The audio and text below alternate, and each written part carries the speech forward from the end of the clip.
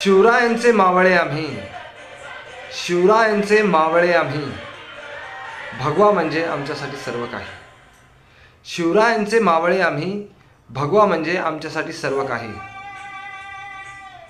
भगवा म्हणजे हिंदुत्वाची जाण, भगवा म्हणजे हिंदुत्वाची न विझणारी मशाल, भगवा म्हणजे भगवा म्हणजे धगधगती ज्वाला, भगवा म्हणजे हिंदूंच्या अस्मितेचं प्रतीक, भगवातेचं प्रतीक, भगवा म्हणजे साक्षात आई जगदंबेचा आशीर्वाद.